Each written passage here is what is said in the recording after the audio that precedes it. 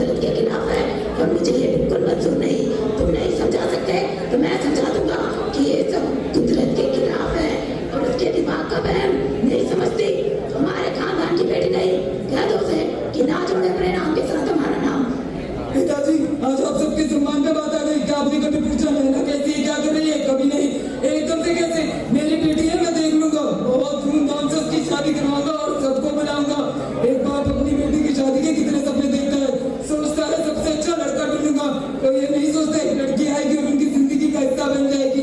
आज भी वो दिन अच्छे से याद है जब सुनैना पहली बार आई थी। पापा, इस नैना जिसकी मैं बात कर रही थी। नमस्ते अंकल। नैना मुझे बहुत बातें करती है। पापा ये कैसी बातें कर रही हो बेटा? तुम्हें पता है हमारा संविधान इसकी इजाजत नहीं देता है। सेक्शन 377 अच्छे से पता है, इसलिए मैं और नैना इसे क्लास सुप्रीम कोर्ट में लड़ रहे हैं। आज नहीं तो कल जरूर जीतेंगे पर हार नहीं मानेंगे। जी ये पार्टनर क्या होता है? बेटा, पार्टनर वो होता है जो हमें हमारे दिल से प्यार करे और हमेशा हमारा ध्यान रखे, जैसे मैं और चाचा। ओह, जैसे पति और पापा। हाँ बेटा, अब जल्दी करो, दीदी की केस की सुनवाई की देरी हो रही है। जज साहब, मुझे इस केस का तुम नहीं समझा था। आखिर इस केस को कोर्ट में लाके कोर्ट का समय क्यों बर्बाद किया जा रहा है? आगे बताइए नाना जी। ये कोर्ट के समय की बर्बादी नहीं बल्कि किसी की आपकी लड़ाई है। कैसा है? भगवान ने पुरुष और महिला बनाई ताकि मनुष्य जाति का विकास हो सके। अब इनके तरीके से तो नहीं हो सकता। नहीं क्या है?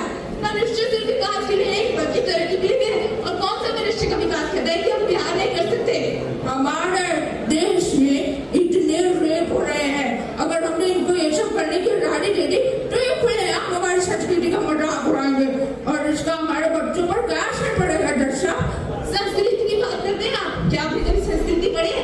हमारी संस्कृति में तो अर्धनारीश्वर और शिखंडी का भी धारण किया गया है जो पुरुष और महिला दोनों का कार्य है। क्या आपने कभी पढ़ा है? हमारे पुराने ग्रंथों में भी इसका जिक्र किया गया है।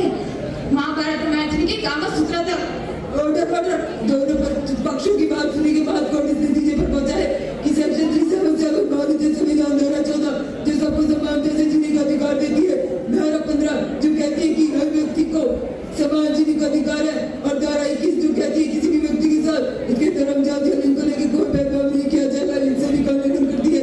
इसलिए कोर्ट सेक्शन 377 को खारिज करती है। Breaking news.